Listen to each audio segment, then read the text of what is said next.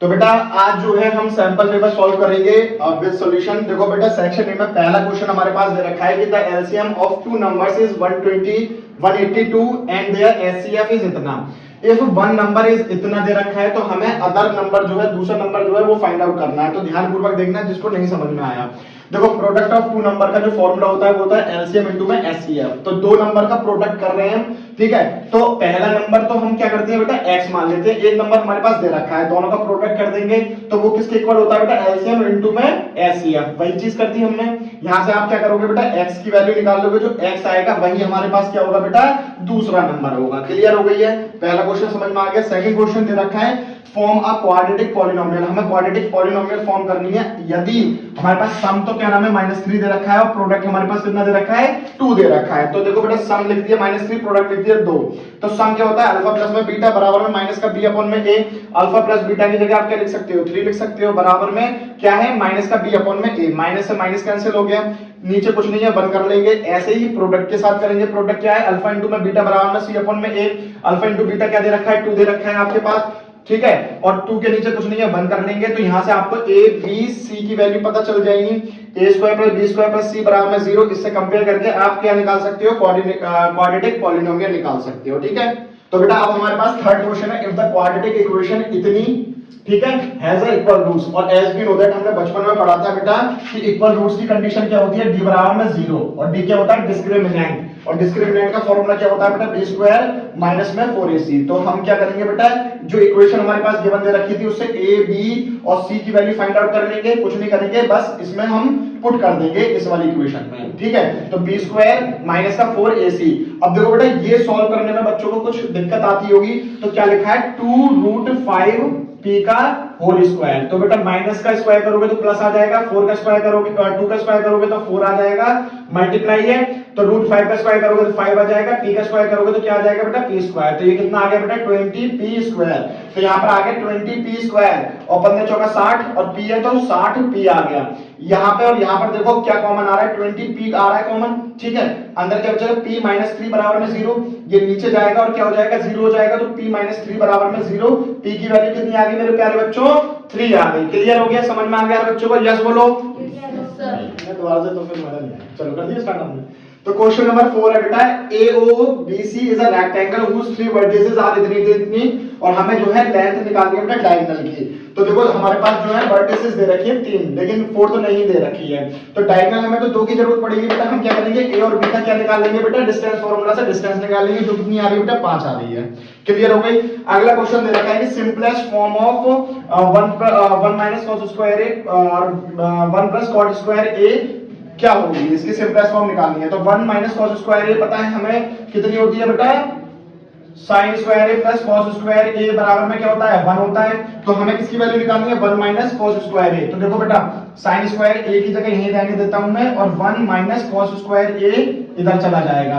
तो 1 minus cos square a की जगह मैं क्या लिख सकता हूं बेटा sin स्क्वायर a लिख दिया मैंने पहले से ही। cot को तोड़ लिया cos स्क्वायर a अपॉन में sin स्क्वायर a। यहां पर कुछ नहीं है एलसीएम ले लिया बेटा। तो sin 1 की जगह मल्टीप्लाई होगी तो sin स्क्वायर a आ जाएगा, यहां पर cos स्क्वायर a आ जाएगा। नीचे sin स्क्वायर a था, sin स्क्वायर a से sin स्क्वायर कैंसिल आउट हो गया। sin square a plus cos square a क्या होता है बेटा 1 होता है। इसका सॉल्यूशन ये होगा, ठीक है। चलो ऐसी याद करोगे तो चलिए सेक्शन भी कर रहे हैं बेटा। क्वेश्चन नंबर 6 है कि show that 5 + 2√7 is a irrational number where √7 is given to irrational number. ध्यानपूर्वक देखिएगा, बस हंसी मजाक कम कर दो अभी। Let us consider to contrary that 5 + 2√7 is rational. देखो जो भी चीज हमें क्या करना है कि इसको हमें शो करना है कि ये इरेशनल है। लेकिन हम क्या करेंगे इसको एक क्या नाम है इसका उल्टा मान देंगे, अज्यूम कर लेंगे कि ये 5 + 2√7 जो है वो क्या है रेशनल नंबर। और एज वी नो दैट कि जो रेशनल नंबर होता है वो p/q की फॉर्म में होना चाहिए, ठीक है। तो हम क्या कर देंगे कि 5 + 2√7 is in the form of p/q where as p and q are the coprime. और लिख देंगे q is not equal to 0। अगर q 0 हो जाएगा तो हमारे पास जो पूरा नंबर हो जाएगा वो क्या हो जाएगा नॉट डिफाइंड हो जाएगा। इस तरह से देख सकते हैं p/q है। तो अगर q 0 होता तो ये क्या वैल्यू हो जाएगी नॉट डिफाइंड हो जाएगी, ठीक है।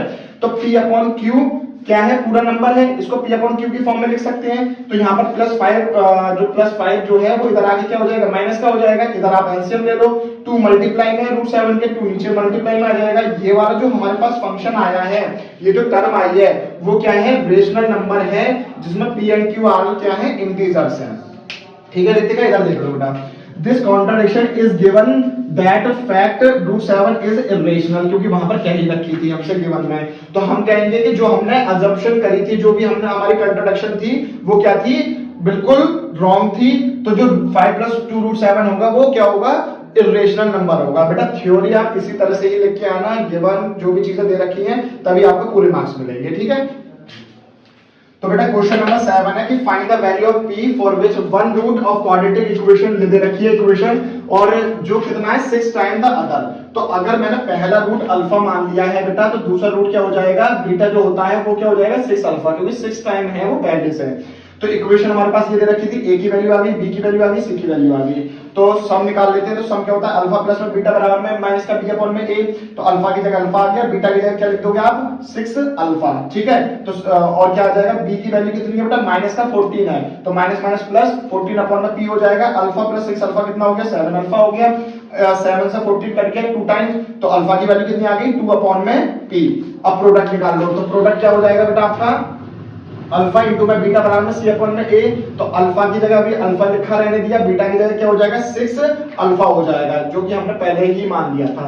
तो अल्फा इंटू अल्फा क्या हो जाएगा, अल्फा स्क्वायर, और 6 पहले से ही है, 8 अपॉन में p। तो 2 से काट दिया, 2 3 जा और 2 4 जा। ठीक है, 3, और यहाँ पर अल्फा की वैल्यू रख देंगे जो कि कितनी है, p 2 अपॉन में p, और इसका स्क्वायर हो रहा है तो स्क्वायर कर देंगे। तो कितना हो जाएगा, 2 का स्क्वायर 4, p का स्क्वायर p स्क्वायर। ठीक है, यहाँ पर p था, एक p से एक p कैंसिल हो गया, तो p की मल्टीप्लाई इधर जाएगी, इससे 4 से 4 कर दो, तो 4 बन जाए 4, p की मल्टीप्लाई 1 से होगी तो p, और यहाँ पर क्या बचा है 3, तो p की वैल्यू कितनी आ जाएगी बेटा, 3 आ जाएगी। ठीक है, आगे के क्वेश्चन हम नेक्स्ट वीडियो में देखेंगे, नेक्स्ट पार्ट में देखेंगे, वीडियो में बने रहें।